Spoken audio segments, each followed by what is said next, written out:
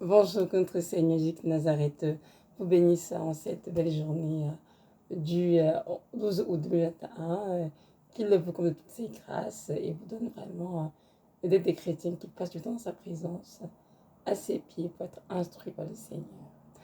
Aujourd'hui, nous allons parler des besoins affectifs de nos enfants. Oui, il faut en parler parce que je me suis rendu compte qu'il y a beaucoup de parents qui sont dans l'ignorance, ils ne savent pas que leurs enfants ont besoin de savoir qu'ils les aiment. Oui, nos enfants ont besoin de savoir que nous les aimons. C'est très important. Parce que nous sommes leurs parents. Nous sommes aussi le modèle parfait devant eux. Ils veulent voir Christ en nous. Et la parole nous dit que Dieu est amour.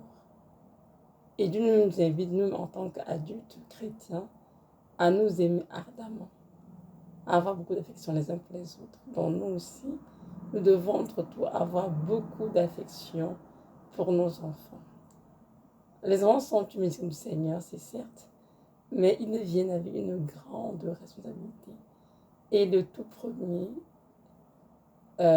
besoin d'un enfant, c'est vraiment de savoir qu'il est aimé. Nos enfants grandissent, se développent à plusieurs stades. Et au niveau affectif aussi.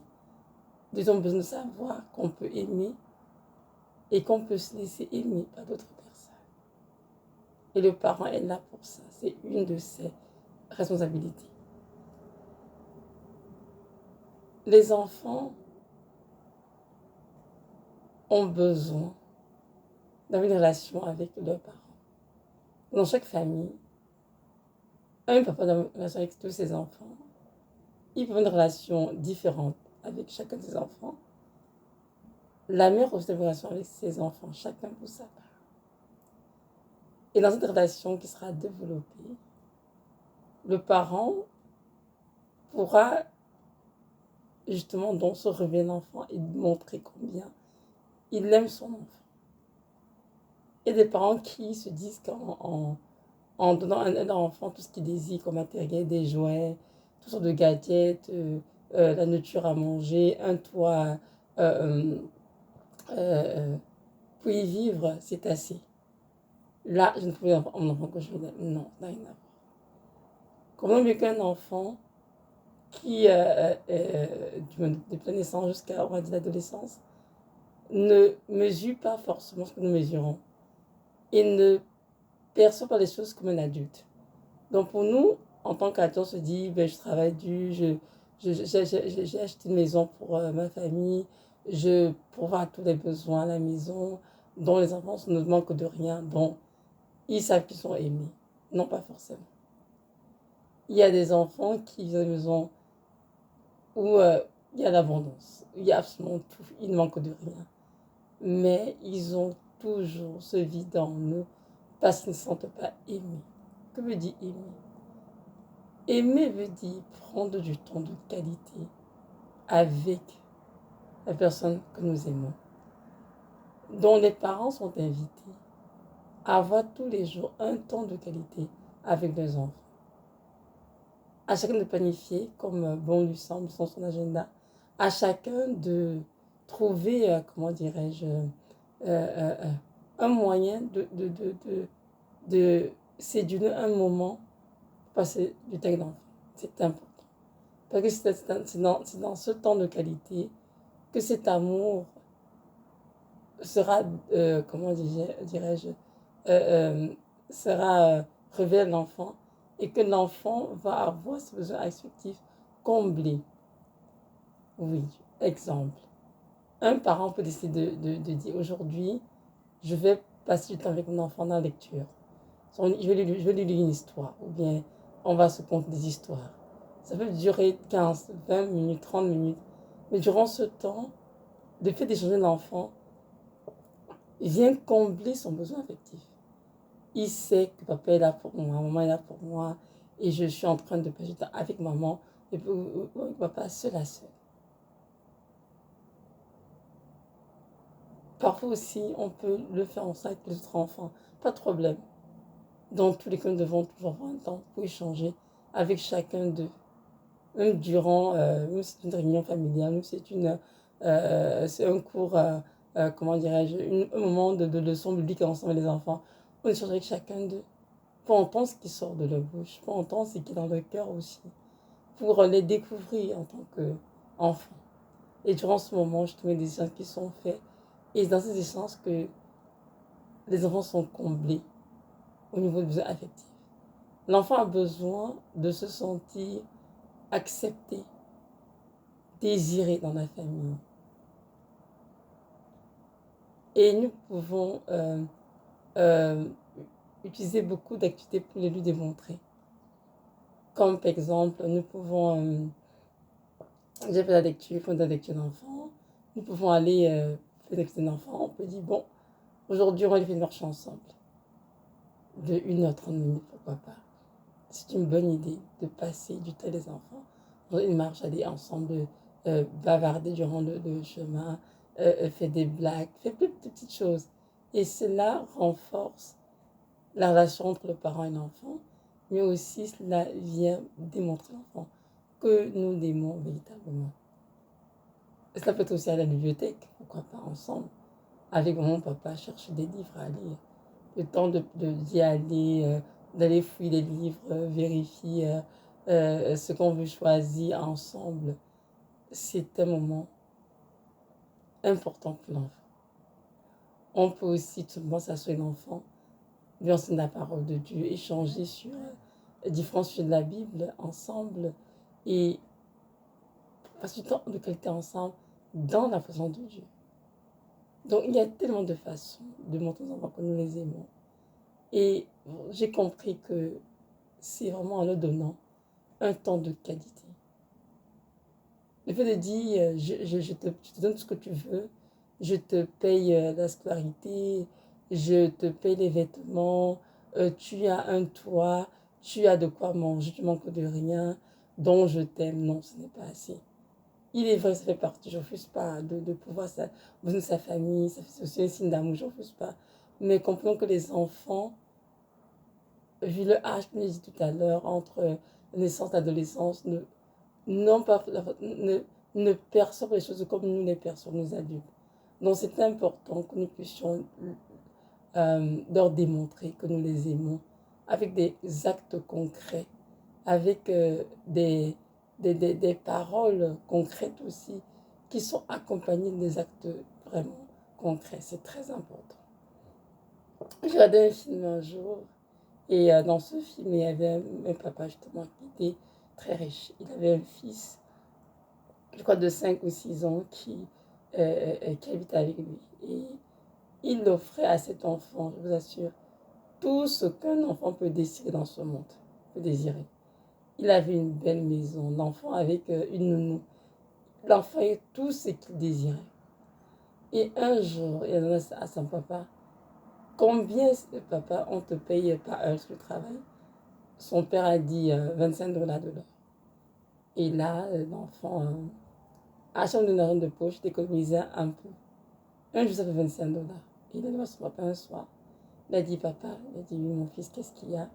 J'aimerais te parler. Il dit, oui, papa, j'aimerais passer avec toi. Et son père a dit, oh, si je veux beaucoup de temps, j'ai beaucoup de travail qui m'attend. Et puis l'enfant a dit, papa, je te donne aujourd'hui $25 pour que tu passes 1 heure avec moi.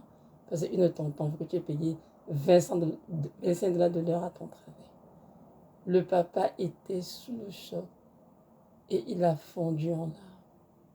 Il a réalisé en fait que son fils de 6 ans venait payer de l'argent afin qu'il passe du temps avec lui. Il a vraiment attristé. Il s'est rendu compte en fait que lui qui se disait qu'il aimait l'enfant, il lui donnait tout ce dont l'enfant avait besoin. En fait, l'enfant avait un besoin affectif non comblé. Et l'enfant voulait passer du temps avec lui. Et je sais qu'il y a beaucoup de familles dans lesquelles ces choses se passent. Des familles chrétiennes, des familles païennes. Et c'est, comment dirais-je, c'est parfois c'est juste d'ignorance aussi, hein, on ne sait pas ce qu'il faut faire. Parfois aussi c'est aussi d'orgueil. On ne veut pas aller apprendre des autres parents, mais apprendre de Dieu. Comment montrer à mon enfant que je l'aime? On dit, mais j'ai grandi comme ceci, dans mon pays c'est comme cela, dans ma famille, ça n'existe ces affaires, ces affaires de blanc, etc., etc. Non, ce n'est pas vrai, besoin de blanc. Les enfants ont besoin de se sentir aimés, acceptés, et nous devons le leur démontrer en passant du temps de qualité avec eux, et ce, chaque jour. Ça va être un très long moment. Juste un petit temps, c'est 10 minutes, mais ça fait toute la différence, croyez-moi. J'ai des enfants, bien sûr, j'ai plusieurs enfants, et je peux voir comment ils gravitent tout le temps autour de moi. Et chacun veut attirer mon attention, chacun veut que je prenne un temps avec lui. C'est la semaine que je suis avec eux tous ensemble, j'enseigne la parole, je fais beaucoup de choses, mais je réalise que c'est toujours pas assez. Chacun va venir dans ma chambre en soirée, me dit quelque chose de privé, maman, je vais te parler de telles choses. Et je les écoute. Et je me rends compte en fait que les enfants vraiment, ils sont vraiment beaux, ils sont innocents, ils ont besoin d'une oreille pour les écouter, une épaule sur laquelle pleurer, une personne à qui ils peuvent faire confiance. Et nous, les parents, devons être ces personnes à qui ils peuvent faire confiance. Parce que nous, on savoir que dehors, c'est dur, dehors, il y a beaucoup de séduction, beaucoup de choses mauvaises. Et si nos enfants ne se sentent pas aimés dans notre propre maison, ils seront attirés à l'extérieur et ils vont tomber sur des personnes parfois très méchantes.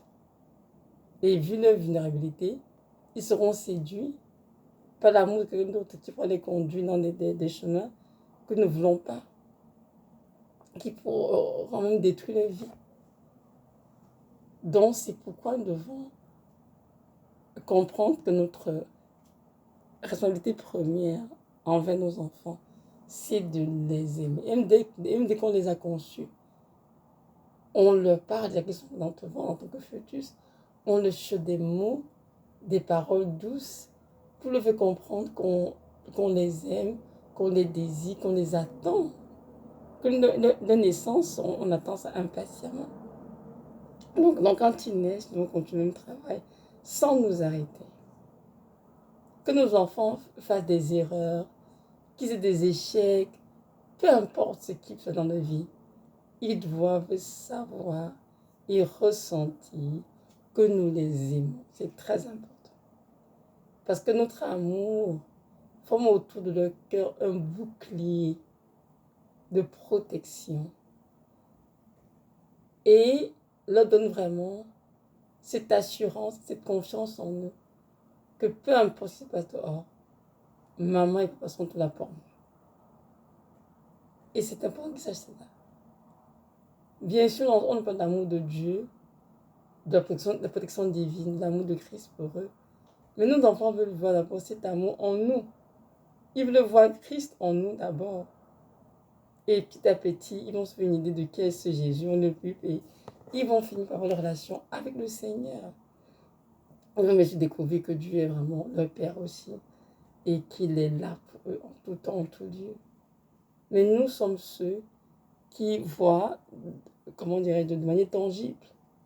Donc c'est important que nous puissions vraiment être là pour eux et leur démontrer qu'on les aime, peu importe les échecs, peu importe les erreurs, peu importe le mauvais choix. On est là pour encourager, pour enseigner, pour corriger bien sûr, pour les reprendre quand il faut. Et je fais comprendre, peu importe ce qui se passe, je vais toujours t'aimer. Il n'y a pas longtemps, ma fille, une de mes filles en fait, elle avait utilisé la tablette, je pense qu'elle avait oublié de mettre à la charge. Et j'en avais besoin après. Et là, je n'étais pas chargée. Je pense que je me suis irritée. Et parce que c'est que j'avais besoin, elle avait juste oublié. Et donc là, elle était pas contente, elle s'est endormie comme ça.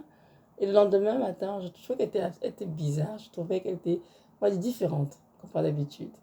Et là, je l'avais dit, mais qu'est-ce qui ne va pas? Pourquoi est-ce que je te trouve distante comme ça? Et là, très sérieuse, hein, elle m'a dit, maman, je veux te parler. Je dis, oui, je t'écoute, qu'est-ce qu'il y a? Elle me dit, maman, je pense que tu m'aimes plus comme avant. Je dis, mais pourquoi? Elle dit, maman, tu es très différente depuis hier que j'ai oublié de charger la tablette et que tu t'es fâchée contre moi Depuis ce matin, tu ne me parles pas comme d'habitude. Tu n'es pas tendre avec moi. Tu m'envoies dans tes bras. Tu ne fais pas ceci. J'ai dit non, ma chérie, pas du tout. Je suis contre toi. Oh non, c'est du passé, c'est fini. C'était hier, j'ai oublié complètement. Ce matin, je te prie sur la prière et je suis très occupée. C'est juste ça. Et du coup, j'ai senti vraiment qu'elle avait besoin d'être rassurée par moi, que je l'aimais toujours. Et mon fils m'a dit, tu as vu, ton amour pour elle compte beaucoup pour elle. Elle doit savoir que tu l'aimes, que même si elle fait des fautes, si elle fait des erreurs, même si elle a des échecs, elle doit savoir que tu l'aimes. Et je lui ai dit que tu sais, ma chérie, tu sais, te reprends, te fais des reproches que je t'aime pas aucunement. Je te corrige que tu fasses mieux la prochaine fois, mais je ne vais pas dire que je t'aime pas. Oh non, non, du tout. Moi, je t'aime toujours beaucoup, beaucoup, beaucoup, même plus qu'avant. Ne t'inquiète pas du tout. L'histoire d'hier, c'est passé, c'est fini, oublié, pardonné. On en reparle.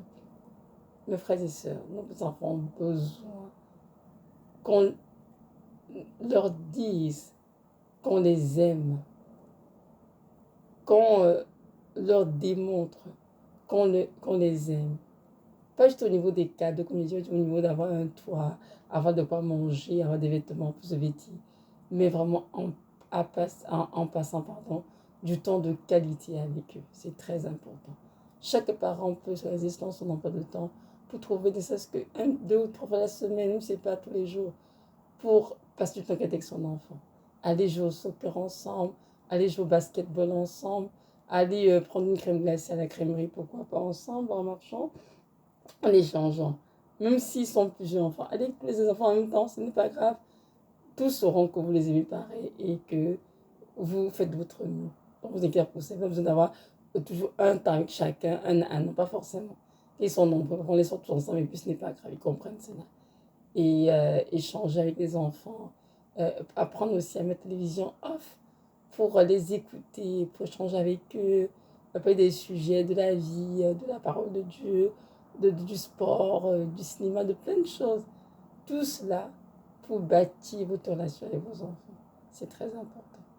Que Dieu nous aide tous à comprendre cela, parce que nous devons savoir que les ans que Dieu nous a donnés euh, sont ses enfants. En fait, ils ne sont pas les propriétaires aucunement. Il nous a prêté pour un temps. Et à la fin des temps, du jugement, nous devons rendre compte en tant que parents comment avons-nous éduqué nos enfants. Quand on nous fait avec nos enfants, et notre Dieu va nous juger pour cela.